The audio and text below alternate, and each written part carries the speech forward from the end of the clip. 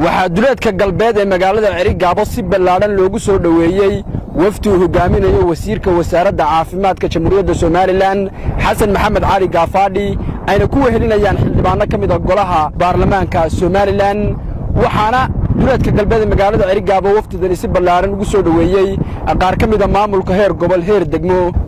madax dhaqameed cuqaal iyo sidoo kale qaar ka mid ah bulshada degmada Cerigabo wasiirku wuxuu noo wadaa inuu mashaariic badan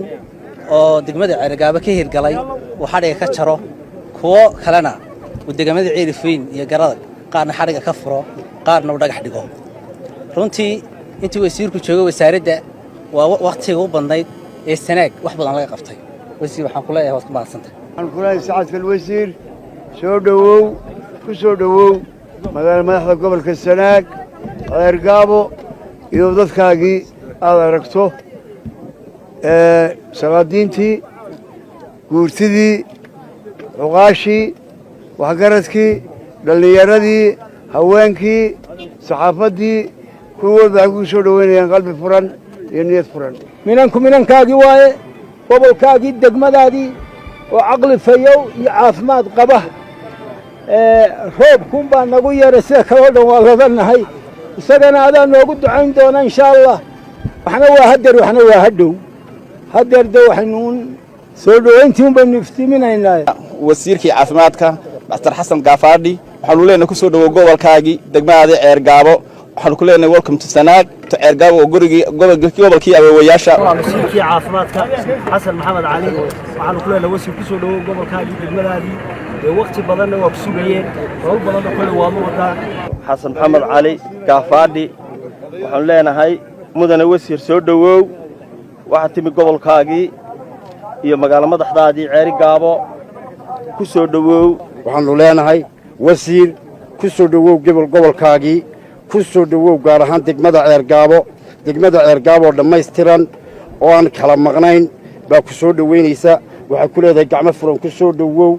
waxaanu ka codsanaynaa inaad waqtina siiso oo noo joogto si aan anaguna uga boganno gacmo furan baa lagu soo dhaweynayaa Xasan Gaafadhi iyo niyadsan iyo qalbi furan ku soo dhawow baanu leenahay ku soo dhawow waxaanu ku leenahay ku soo dhawow gobolkaagii waxa ku soo dhaweynaya gobolkii oo dhan waxa ku soo dhaweynaya gobolkii oo isku duuban waxa ku soo dhaweynaya waxii dawladda oo dhan adama aad tahay wasiirkii gobolka aad tahay aad iyo aad bay ku soo dhaweynayaan gobolkaagii aad u dhalatay iyo dadkaagii dhinac walba gobolkii oo dhan ku dhan yihiin si fiican baa lagu soo dhaweeyay labaasana waa lagu sugayay hadeer waa lagu sugayaa socodka loo dheeraad halkan ay gelinaa ma jiree cid maamul oo ka maqan haday tahay xukuumadii iyo haday tahay guurtidii waayeelkii dhinac kasta haday waa ku jooga wasaaradda aad iyo aad bay imika u wanaagsan tahay mar waa jirtaan waxba ka garaweyne laakiin maanta waa wasaarad aad u shaqaynaysa niman dhallinyaro oo fiican shaqada diyaar u ah halkaas saluugi mayno aad baanu ku soo dhaweynaynaa furan baanu kugu soo dhaweynaynaa gobol Sanaag oo dhan baa diyaar ku ah ballaaran baan soo dhaweynaynaa wasiirkaas wasiir u dhashay magaalada gobolka Sanaag maanta hawlo badan u sida wax hore u keenay xildhibaanada iyo suduwaha agaasimaha guud inta dhamaantiiba wada soo dhaweynaa insha Allah taala waxaanu leenahay waxaad qabatay iyo waxaad qaban doonto waa laga warramay waxaad qabatayna waa laga warramay wasiirku wuxuu caynaano ku leeyahay dadka qaniin ma aha Xasan Gaafadhi shaqadiisa waa ninka adag ilaa maanta labadii waxa loo taagnaa soo dhaweyntiina si ballaaran ayaan ugu faraxsanahay soo dhaweyntiina wasiirku waa wasiir qiimo badan waa wasiir experience muddo dheer u soo shaqeynay qaranka Jamhuuriyadda Soomaaliland waxaanu leenahay wasiir ku soo dhawow mar labaad iyo mar saddexaad marka waxaanu leenahay soo dhawow wasiir Cerigabo sida waxay ku qabtay ku sheegtay gobolkii ma kala hadhin degmadii ma kala hadhin dadweynaha ma kala hadhin jeedada waa kugu soo dhaweyn doonaa waana kugu xasuubi doonaa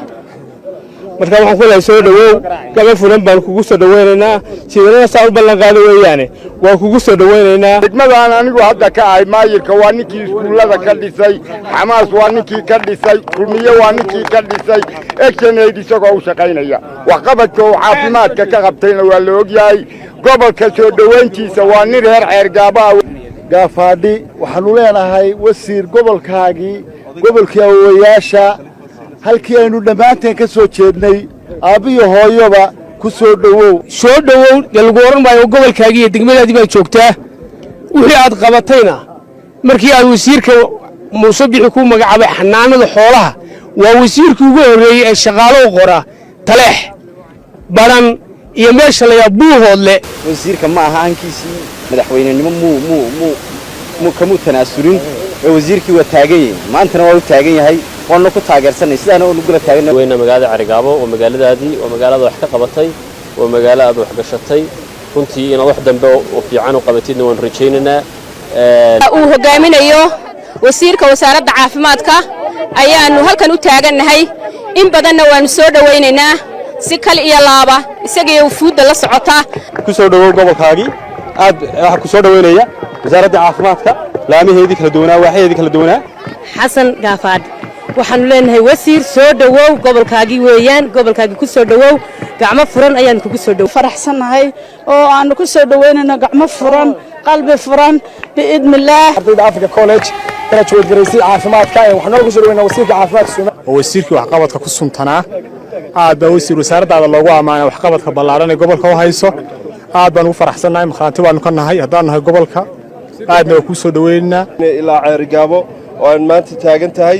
gobolkii ma dhawo bartamay baad joogtaa halkan hadallo badan baa ka baxayay jiidali iyo fuqufliye intaba waa lagu casumay wasiir waxay muujinaysaa sida ay kuugu faraxsan yihiin reer Sanaag insha Allah bidmillaahi kariimna de magacna kula baxday wasiirka wax qabad ka yiraahdeen mar labaad iyo mar saddexaad ba wasiir soo dhawow gabagabadii wasiirka wasaaradda horumarinta caafimaadka Soomaaliland Xasan Maxamed Cali Gaafaadhi ayaa faahfaahin ka bixiyay ujeedka socdaalkiisa isagoona u mahad celiyay dadkii soo dhaweeyay gobolkii madaxdiisii degmadii madaxdeedii waxaan ku raadayay isu duwayaashii madax dhaqameedkii hablihii ciidamadii ummadii oo dhamme ee gobolka joogtay ay maanta ku dhan tahay halka kan runtii annagana waa dareen aad iyo aad noogu culus ilaahayna waxaan ka rajaynayaa hawshaa ha u taagnaydeen inuu idinka jisaalisiiyo annaguna sidaa qalbigaannu ugu haysaan ee aad noo soo dhowayseen dareenkeedaannu qaadanaynaayo waxaannu qabannay ma aha inaannu ka sii badinno uun bay noqonaysaa inaannu keliya kaga abaalgudno waxaa laga ahaa nina korkiisa biyo kama dhowro waa gurigaygii waa gobolkaygii weliba Ceergaabo waa magaaladaydii gobolka magaaladanun baan ku leeyahay dhismo marka waa magaaladaydii magaaladii aan ku guri galay yaa ku curtay waa iiga duwan tahay dhulka kale intaasi kadibna waxaa waftidani loo gudbiyey dhanka gudaha magaalada Carigaabo warsame kaaf Cabdirashiid Aadan Carigaabo